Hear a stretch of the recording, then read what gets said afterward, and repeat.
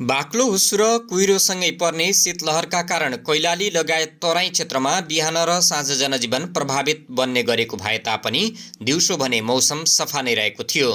बिहानपख लागेको बाक्लो कुहिरो र हुस्सु बिहान 11 बजेपछि बिस्तारै फाट्दै घाम लागेको थियो।